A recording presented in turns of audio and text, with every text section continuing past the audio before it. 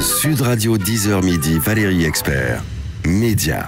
Bonjour à toutes et à tous, avec vous pour le 10h-11h. Aujourd'hui, vous retrouverez ensuite Christine Bouillot pour les débats. Bonjour Gilles Gansman. Bonjour Madame Valérie. Bonjour et bonjour, ça me rajeunit toujours quand il me dit ça. Et aujourd'hui, bonjour Mademoiselle. Et aujourd'hui, bien c'est un débat média. Le Club de la presse média s'intéresse aux séries. On reçoit Alain Carazé. Tout le monde connaît. Bonjour Valérie, c'est un plaisir de vous revoir. Ravi, merci d'avoir été avec nous parce que je sais que vous étiez en train de travailler sur un podcast de Previously. Absolument. Et que vous avez fait cette petite entorse à votre emploi du temps pour venir avec nous, pour venir chez nous ce matin, journaliste. Série, grand spécialiste, j'ai envie de dire spécialiste mondial des séries. Et donc, votre podcast Previously qu'on peut écouter sur le site de Télé Loisirs. Et il y a le podcast un peu partout maintenant. Et un peu partout. Il est en avant-première sur un site, et bien après, il est sur tous les autres. Voilà. Enfin, voilà. Romain Nigita, bonjour. Nigita. Et en plus, vous étiez déjà venu, journaliste, critique série pour le journal du dimanche. Bonjour. Bonjour. Et Eric Flou, bonjour. Vous êtes journaliste pour Télécap Satellite Hebdo. On dit Télécapsat maintenant. Télécapsat. C'est plus court. Et c'est grâce à vous qu'on est réunis puisqu'on va commenter ce sondage Télécapsat, sondage exclusif à propos des séries préférées des Français. Je sens que tout le monde n'est pas d'accord. Vous pouvez réagir évidemment, Twitter, Facebook, pour nous dire quelle est votre série préférée. On va commencer tout de suite avec un zapping série, évidemment, avec vous, Gilles. Sud Radio 10h midi, Média, l'instant zapping. Allez Valérie, une spéciale série en honneur de nos invités qui pourront réagir. Allez, jouer avec vous Valérie. Qui est le Georges Clooney à la française qui s'est réanimé un patient en crise cardiaque? C'était il y a 15 jours, Stéphane Plaza dans Alice Nevers. On n'est pas loin du César, je vous le dis. Et 2, et 3, et 4, et 5, et 6, et 7, et 8, et 9, et 10, et 11, et 12, et 13, et 14, et 15. C'est fini, arrête. Non, c'est pas fini, non! Non, c'est pas fini. Vous voulez le remplacer? Et notre Georges Clooney a dû jouer une scène aussi où il était assassiné dans la série. Et donc, il y a eu un plan de lui avec un corps inanimé. Et vous allez voir, il était vraiment inanimé. Il y a une raison. Oui, parce que je me suis vraiment endormi. Donc finalement, si, donc j'ai ronronné un petit peu. Donc on m'a dit chut, voilà. Mais je me suis vraiment endormi. Mais c'était. Mais les yeux ouverts. Oui, je peux dormir les yeux ouverts. Reposant. J'étais bien, j'étais reposé et j'étais pas mort. Et puis, je vous en ai parlé la semaine dernière, un petit clin d'œil de nouveau à Plus belle la vie, qui une nouvelle fois réagissait évidemment à ce qui s'était passé, à l'actualité de l'attentat dans une école, et ça donnait ça à l'antenne. La salle des profs, c'est le meilleur endroit pour rendre hommage à Samuel Paty. Ça va, Claude? J'arrête pas de penser que ça aurait pu arriver à l'un d'entre vous. Ben, c'est sûr. J'ai donné un cours d'éducation civique sur la liberté d'expression il y a à peine 2 semaines aux élèves. C'est pas le moment de lâcher. Non, surtout pas. On va continuer. Pour nos enfants, pour la liberté d'expression, pour la liberté d'instruire. Je vous soutiendrai de toutes mes forces. Toutes mes forces. Ils sont forts quand même, ouais. à Plus belle la vie. Et puis, ça y est, c'est parti, puisqu'on parle de série pour la plateforme Salto. Et si le service est à la hauteur de leur pub, je crains le pire. It's me from Grand Canyon. Découvrez Salto, la nouvelle plateforme française. Le Made in France, c'est bien, mais c'est pas assez big for me. Justement, Salto propose des grandes séries américaines. States, pas assez worldwide for me. Et des thrillers nordiques, des comédies canadiennes et même des pépites belges. Là, yes. Là, oui, les pépites belges. T'es pas net, hein? Tu me ranges ton bazar, là! Et change de blouson aussi. Et c'est justement pour vous qui êtes polyglotte ou presque que nous avons créé Salto, avec des séries inédites, exclusives, cultes, du monde entier, et même en VF, if you need. Oh là là, ça me donne envie de m'abonner. Alors qu'ils ont plein de films. Oui. C'est bien ou pas, alors? Peut-être un petit ils ont mot. plein de films, ils ont plein de trucs. Ils ont ce qui passe sur les chaînes avec un petit peu plus de temps. Donc, quelque part, ils devraient peut-être, justement, aller plutôt dans ce domaine-là. Parce que les séries, les autres plateformes en ont. Par contre, les Rocky ou des choses comme ça, pas toutes les plateformes les ont, quoi. Et quand ils parlent de séries étrangères, ils ont quoi quand ils disent des séries québécoises? Ils ont quelques belges séries en avant-première. Ils ont des séries qu'on retrouvera d'ici quelques mois sur d'autres chaînes. Ouais. Typiquement, TF1 ou M6 avaient annoncé des acquisitions de séries. TF1 avait annoncé Evil, qui est un peu un nouveau X-Files, ou M6 avait annoncé la série 4 mariages et un enterrement. Avant de les retrouver sur ces antennes-là, on les retrouve sur ces plateformes. C'est des séries qu'on n'a pas encore vues en France. Moi, je trouve que le plus gros problème, c'est que pour l'instant, c'est un peu cher, Salto. Ouais. C'est-à-dire que le prix de base est à 6,99 pour un seul écran. Et dès qu'on veut plus d'écran, par exemple pour une famille, tout de suite, le prix grimpe. Donc finalement, ça revient plus cher que d'autres concurrents comme Amazon, Starzplay, Netflix et autres. pour l'instant, pour un truc où le catalogue est relativement maigre, même s'il y a des pépites intéressantes, et surtout qu'on n'a pas encore sur les box et autres. Donc c'est assez compliqué d'arriver à y accéder si on n'est pas un peu technophile. Ouais. Moi, je trouve Salto plutôt pas mal. Le seul problème, c'est que pour l'instant, il n'y a aucun investissement dans de la création originale. Oui. C'est un peu décevant autant pour les créateurs que pour nous, les spectateurs. Ça, c'est simplement le problème. Oui, non, mais il y a des pépites comme Very English Scandal avec Hugh Grant qu'on attendait sur les plateformes et qui est disponible sur Salto. Donc ça m'a surpris. Et la deuxième chose, c'est des séries comme Plus belle la vie ou qui seront en avant-première.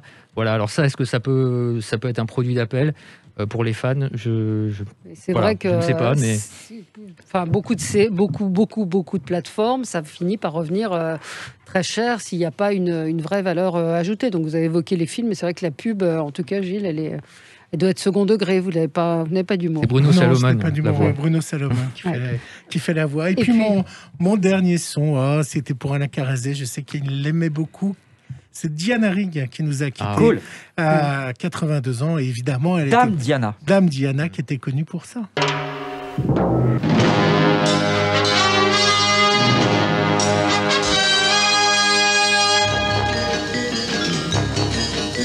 Chapeau melon et bottes de cuir et Game of Thrones. Série culte de chez culte qui continue d'être diffusée sur Eurochannel, qui continue de diffuser partout. Voilà, qu'on s'en lasse pas. Et que j'ai redécouvert grâce à Alain Carazé sur France 3 à l'époque avec Alex Taylor. C'est surtout, grâce à Alex Taylor surtout. En anglais. Allez, on se retrouve dans un tout petit instant avec vous quatre, avec Gilles, pour parler donc de vos séries préférées avec ce sondage exclusif paru dans Télécabsat Hebdo. À tout de suite. Sud Radio 10h midi, Valérie Expert. Média. Avec vous pour le 10h, 11h aujourd'hui avec les livres avec Gérard Collard dans un instant. Mais là, on va s'intéresser à nos séries préférées. C'était à l'occasion des 30 ans, de vos 30 ans du magazine Télécable Sat Hebdo. Vous avez commandé une étude auprès de l'Institut de sondage Ipsos. Et vous avez demandé aux Français quelles étaient leurs séries préférées des 30 dernières années. Alors, donnez-nous le palmarès, peut-être 3, 2, 1, la troisième... Alors, la troisième, on va commencer par la première, parce que la troisième va nous faire réagir. C'est la surprise du chef. Voilà. La première, c'est... Game of Thrones. Ouais. La série HBO, médiévalo-fantastique, le phénomène mondial.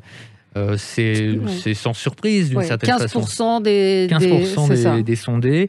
La deuxième, c'est La Casa de Papel, la série espagnole, donc Netflix. Ouais. Et puis, alors la troisième, on a une surprise. On a commandé 3 sondages sur 3 semaines avec des genres différents. Et à chaque fois, on a une surprise.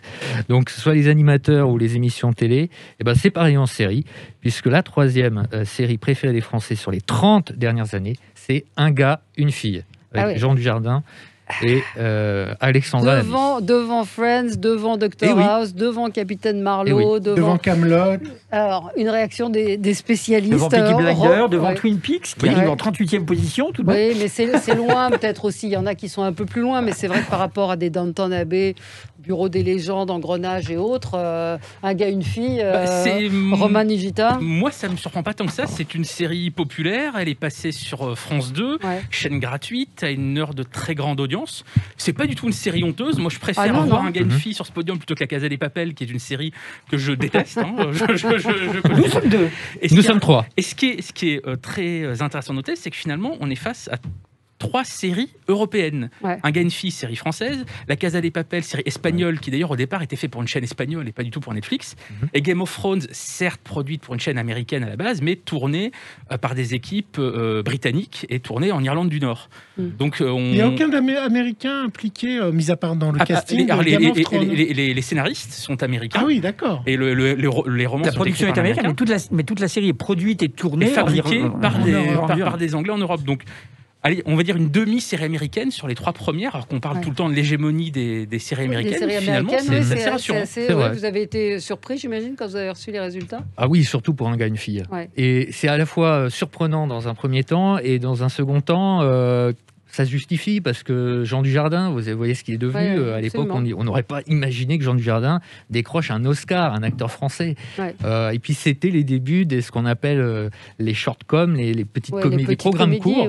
qui cartonne. Sans un gars, une fille, il n'y aurait pas Scène de ménage sur M6. Voilà, ça a été un jackpot. Et quelle était la méthodologie? Vous avez proposé une liste de séries aux gens 45. qui étaient appelés? Ah, voilà. 45 séries. Donc ça faisait partie d'une liste. Hein. Ça faisait partie d'une liste. C'était pas une réponse spontanée de quelle est votre série préférée? Non. D'accord. Il y a une longue liste de 45 titres et on a demandé par décennies, les années 90, les années 2000, les années 2010. Et à la fin, il y avait... 9 séries de sélectionnées. Et puis parmi ces 9 séries, donc c'est la dernière étape du sondage, parmi ces 9 séries, lesquelles choisissez les 3 que vous préférez. Que vous préférez. Et les hommes et les femmes aussi, vous avez une distinction homme-femme? Oui, il y a une distinction homme-femme et aussi selon la tranche d'âge. Ouais. Donc...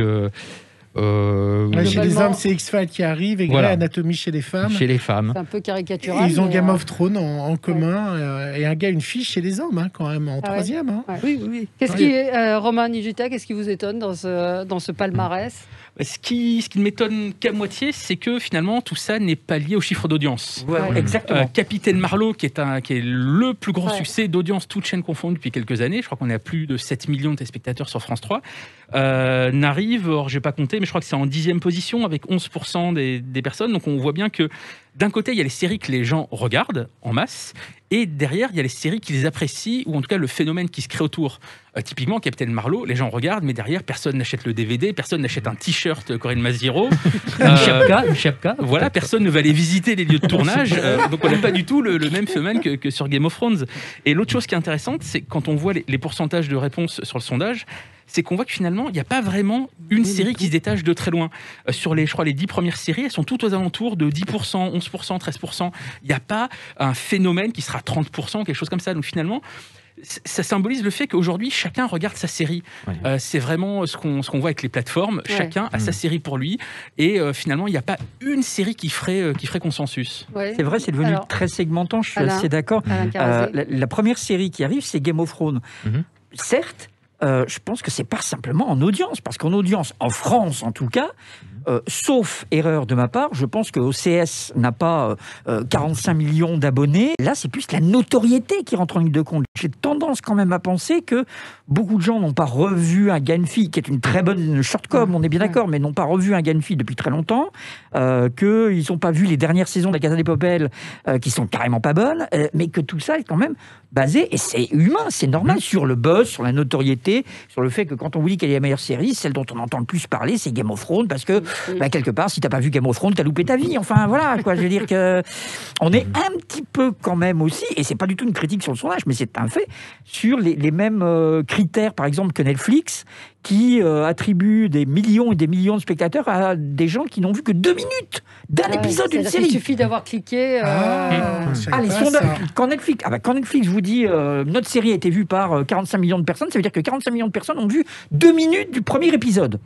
Ça veut dire, si vous avez 10 épisodes, ça veut dire que les 9 suivants, on s'en fout un peu. C'est pas comparable. On ne peut pas comparer en effet le succès d'une série. C'est comme YouTube en fait. Quand il y a des vues sur YouTube, ça ne veut pas dire que vous avez tout vu en regardant. C'est exactement ça. Donc c'est difficile de comparer La Casa de Papel avec, comme le disait Romain, avec Capitaine Marlowe, quoi, parce que les audiences sont totalement différentes. Ce qui est intéressant, c'est un sondage qui a été réalisé auprès des Français et non des lecteurs de TéléCabSat Hebdo, qui est un journal quand même qui a été pionnier avec les. On a suivi la Carazé au moment de Canal Jimmy, et peut-être que si on avait réalisé ce sondage auprès de nos lecteurs, ils auraient mis Mad Men en premier, ou voilà des séries un petit peu d'auteurs, voilà, dont on parle beaucoup, qui sont assez chics, assez sophistiqués. Et effectivement, là, par exemple, moi je parle de deux grands spécialistes, mais Sur écoute, vous savez, c'est la série qu'il faut avoir vue si on est un sériephile. The Wire, ça fait partie de The Wire. Voilà, si vous dites The Wire, c'est très chic. Et ben, elle arrive 44e sur 45, avec 0,6% des sondés. Donc c'est... Et Seinfeld arrive en dernière position. Seinfeld arrive en dernière position. Adore, et bon, voilà, ça arrive en dernier. Donc un peu Desperate Housewives marche a plutôt une très bonne cote, et chez tout le monde, et les moins de 30 ans, ça c'est très surprenant. Chez les femmes, les moins de 30 ans et les 30-60 ans, ça c'est Desperate Housewives, c'est rediffusé en permanence, c'est rediffusé encore de nos jours, je crois que c'est sur M6 ou sur les chaînes du groupe M6 en après-midi. Un Gun-Fille aussi rediffusé. C'est vrai qu'il y a un peu la prime à la rediffusion aussi là-dedans. Non, il n'y a pas La Petite Maison dans la Prairie. Et parce qu'elle a plus de 30 ans. Ouais. Et parce que c'est un peu honteux de dire qu'on aime ça. Voilà. Mais Camelot est diffusé en... Dallas non plus, Gilles. Non, il y a pas Dallas. Camelot est diffusé en boucle, Friends est diffusé en boucle. Enfin, c'est tout des séries, même si elles ont 30 ans, c'est des séries des années 90 comme X-Files. X-Files repasse encore actuellement. Donc il y a aussi le fait qu'elles sont présentes dans notre mémoire. Mais la sélection a été faite comment? Parce que je vois, il n'y a pas The Crown, par exemple. Vous avez choisi... Eh bien, en fait, c'est une décision collégiale dans la rédaction. Voilà, on a chacun établi notre liste personnelle qu'on a recoupée. Et donc, voilà, on a dressé... Quelle était la série que vous The Crown. The Crown. Oui, c'est vrai que... Vous auriez pu la mettre. On aurait pu la mettre. Peut-être a-t-elle été mise. J'aurais pas... J'ai plus la liste complète. Il n'y a pas aussi la série de Netflix, vous savez, avec les enfants, qui a beaucoup cartonné...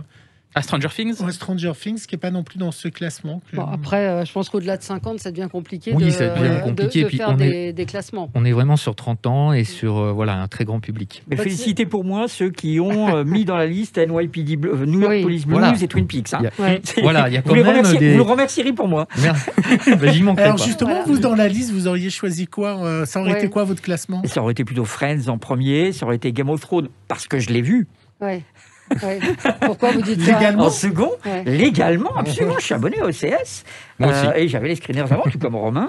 Ça aurait été X-Files aussi, ça aurait été des séries comme ça. Et puis Twin Peaks derrière. Friends est arrivé deuxième quand même, dans les années 90. Série préférée des années 90, deuxième. Et troisième Urgence. Donc en fait, il y a des choses surprenantes et puis des choses qui sont pas du tout surprenantes, en fait, qui confirment le statut culte ou important de... Et Romain, vous, c'est quoi votre classement? Moi, je me suis fait un petit classement par décennie, c'était plus simple. Moi, je crois que pour les années 90, j'aurais mis Twin Peaks. Les années 2000, j'aurais mis une série qui ne figure absolument pas là-dedans, mais qui pour moi est absolument importante, qui est Battlestar Galactica, qui était une métaphore en science-fiction de toutes les retombées du 11 septembre. Et puis... Bon oui, parce que ça parlait du 11 septembre.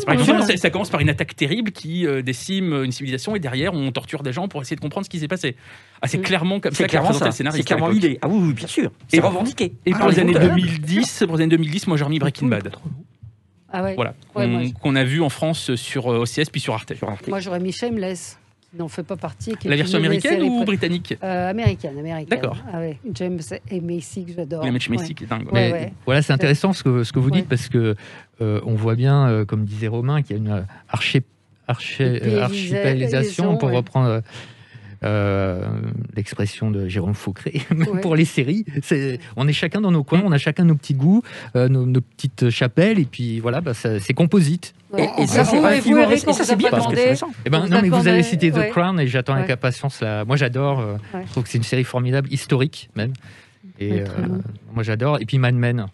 C'est très branché de dire ça, mais j'aime beaucoup. Et moi, je trouve assez étonnant aussi, en fait, on s'aperçoit que les chaînes n'existent plus. C'est-à-dire qu'avant, on regardait aussi des chaînes, des séries, parce qu'ils correspondaient à un état d'esprit de chaîne. Et je trouve qu'aujourd'hui, en fait, maintenant, on va chercher la série qu'on veut voir ou la série qui est à la mode. C'est plus ou moins vrai. Capitaine Marlowe, par exemple, c'est France 3, ou sur Netflix, c'est énormément de séries pour les 15-35.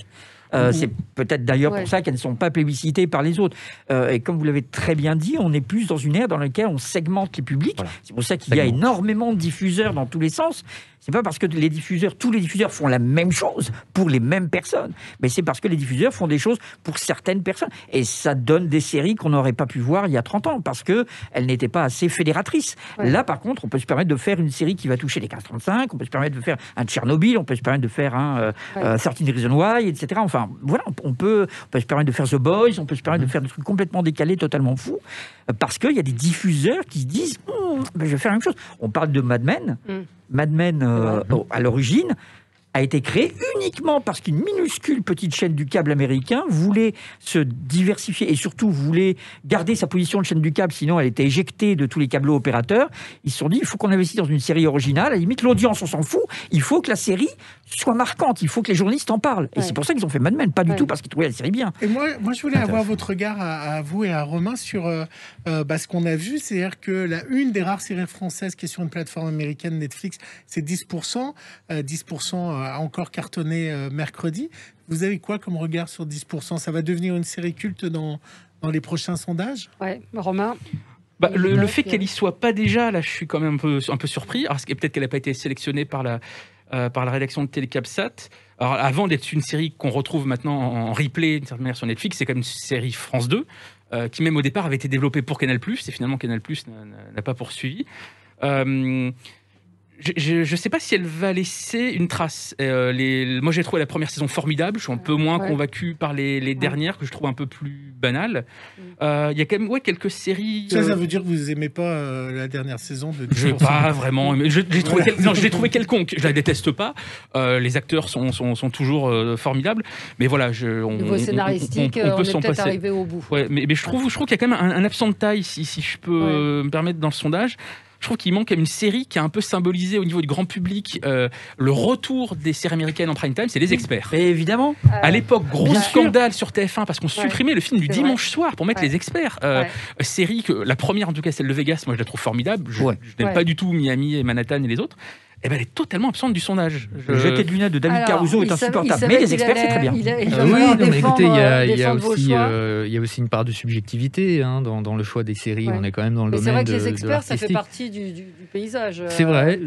Je sais pas trop quoi vous répondre. Peut-être plus que Peaky Blinders, non. Ah non, alors Peaky Blinders, c'est typique notre...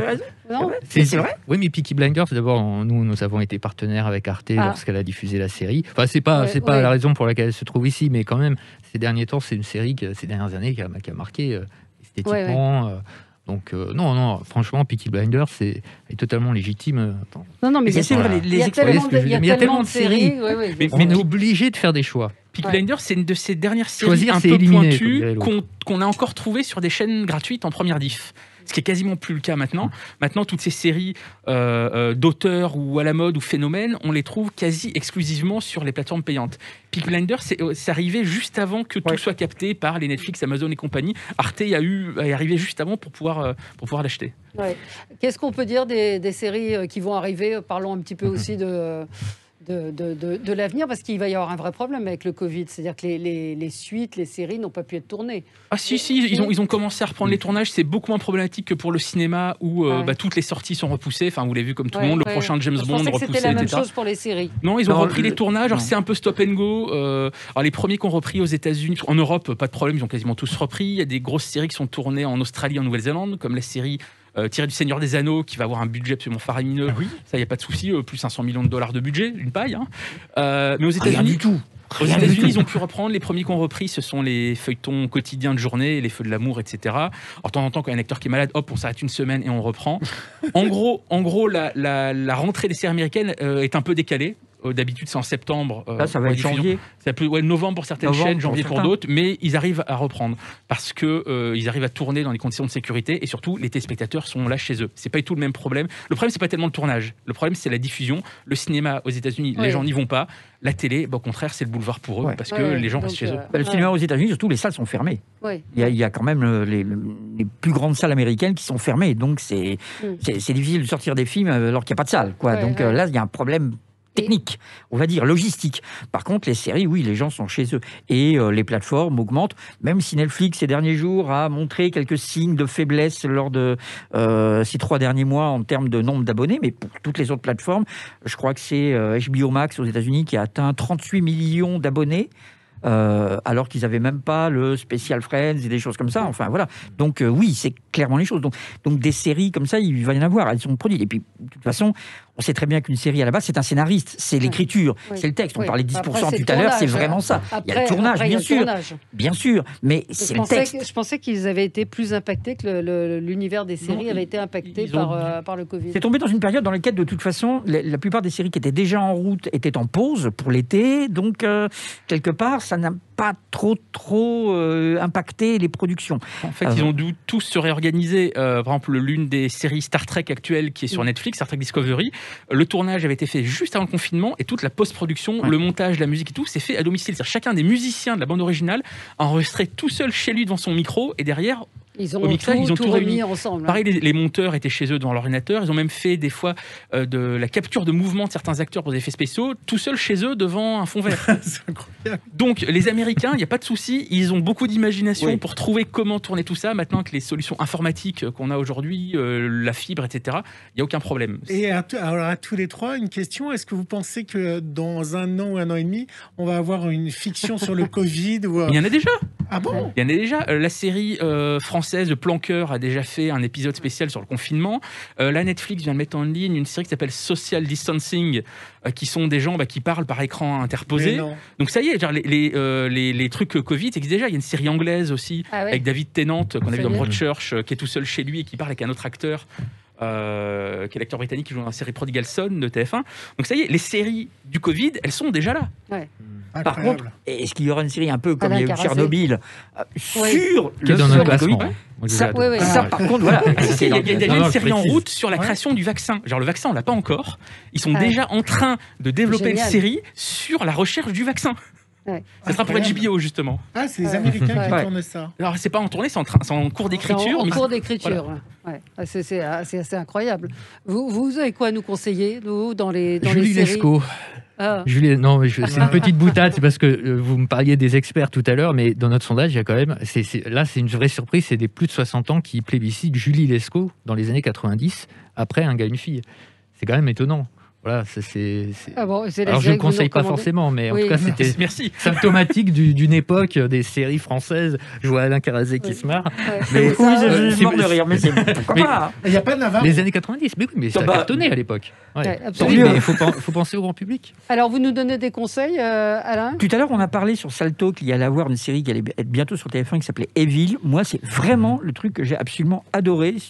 C'est un X-Files moderne. C'est absolument terrifiant. Si vous vous souvenez de l'Exorciste et de la panique que vous avez eue quand vous avez été voir l'Exorciste en salle de cinéma, et ben c'est simple, c'est chaque semaine un nouvel épisode et chaque semaine c'est un petit exorciste. C'est absolument terrifiant. Et avec une petite pointe d'humour quand même. Il y a une espèce d'humour un peu sardonique qui est pas désagréable. C'est vachement bien. On va voir si ça marche, parce que dès que TF1 tente une série, on a vu... c'est pas gore, c'est pas violent. Et ça arrive sur TF1 ? Ça sera d'abord sur Salto et puis en avant-première, et dans quelques mois, ça sera sur TF1. Et Romain ? Donc d'abord en payant et ensuite en gratuit, puisque maintenant, le paradigme, c'est on paye d'abord et on a ensuite ce qui était Canal+. D'ailleurs. Ouais, Romain, vous, votre série à conseiller ? Evil, je confirme, tout à fait. Non, sur Netflix, il y a une mini-série très intéressante qui s'appelle Le Jeu de la Dame. C'est d'après un roman qui était sorti dans les années 80, et c'est l'histoire d'une jeune fille dans les années 60, une jeune orpheline, qui s'avère être une prodige au jeu d'échecs. Et on va suivre son parcours, le fait qu'elle doit se faire une place dans un milieu qui est surtout dominé par les hommes, qui voit arriver cette jeune ado... en se disant mais qu'est-ce qu'elle fait là, et en plus le fait qu'elle soit passée en orphelinat fait qu'elle est accro au calmant. Donc voilà, on a ce parcours de cette jeune ado qui est jouée par une actrice absolument formidable qui va devenir, je pense, une grande vedette dans plusieurs années. Il s'appelle Anya Taylor-Jones. Donc voilà, Le Jeu de la Dame sur Netflix, une mini-série en 7 épisodes. Voilà. Et pour répondre, je reciterai The Crown parce qu'en fait, ça se passait dans les années 80, Elisabeth II, et c'est Lady Di qui apparaît. Lady Di et Margaret Thatcher avec Gillian Anderson, donc X-Files, qui est cité dans notre sondage. Non, mais voilà, en tout cas, moi, ça me donne très envie. Je conseille forcément. C'est toujours super luxueux, The Crown. C'est toujours très bien écrit. Et vous allez faire d'autres séries, d'autres sondages alors parce que là, le magazine est encore en kiosque, donc pour connaître le classement des séries des 30 dernières années, et la semaine prochaine... Ce sera les émissions préférées des Français de ces 30 dernières années. Et des surprises, là aussi. Alors, en premier, c'est Koh-Lanta, le grand jeu de TF1, qui arrive nettement en tête. En deuxième, alors là, c'est une vraie surprise, c'est Taratata, parce que c'est une émission un peu confidentielle, mais c'est Nagui, c'est la musique. C'est un peu comme Apostrophe. Oui, on parlait de la notoriété, c'est vraiment ça, on est complètement dedans. Et puis en troisième, alors là, c'est la méga surprise, si j'ose dire, c'est Les Nuls. Objectif nul de Canal+, c'est l'époque Canal, la grande époque. Voilà, donc ça a été une vraie surprise. Et ce sera à découvrir dans le nouveau numéro de Télécapsat. Valérie, la série qui vous a marqué, vous voulez nous conseiller? Oui, vous faites. Je sais pas, quand on cherche comme ça. Non, moi j'ai dit que j'aimais beaucoup Shameless. C'est une des séries que j'ai bien aimées. Qu'est-ce que j'ai bien aimé encore? Je trouve que toutes les séries israéliennes sont particulièrement réussies. Film, c'était remarquable. Film, Our Boys aussi, qui est plutôt très réussi. Et je sais pas, tout me vient pas comme ça. Mais... Moi, je vais regarder Emily in Paris ce week-end. Ah oui, et Emily in Paris, ça m'a vidé la tête. Je sais que ça a été très critiqué. C'est très drôle. Mais c'est drôle, c'est drôle, faut le prendre au second degré. C'est autant une caricature des Français que des Américains, au final. Non, vous êtes... je pensais que vous alliez être... c'est peut-être parce que j'en ai discuté avec le scénariste aussi, c'est pour ça. Oh là là, tu veux dire Darren Star, le copain Darren? Mais oui, Darren Star. Ça frime aussi, excusez-moi, on est deux à frimer là. J'ai trouvé que c'était pas mal, moi. Je trouvais que c'était... Voilà, c'est pas très... Les Français, ils sont pas si caricaturaux que ça. Ils sont peut-être vraiment comme ça, les Parisiens, finalement. Non, Émilie et Paris, si vous voulez vous changer la tête, c'est vrai qu'il y a un moment où vous êtes... Moi, je regarde que des séries, effectivement, où il y a la guerre, un truc. Là, ça vide la tête, c'est pas mal. Merci. Desperate Housewives, ça reste quand même assez un grand classique. Un grand classique. Et moi, j'attends la deuxième saison du même auteur qu'on a vu sur France 3, qu'on a beaucoup aimé tous les deux. Valérie, qui est, vous allez m'aider, de l'auteur de Desperate, de Marc Chéry. Why Women Kill sur M6. Sur M6. Et il y avait Why Women Kill qui était pas mal aussi. Voilà. Très bien. Merci à tous les quatre. Dans un instant, les livres avec Gérard Collard.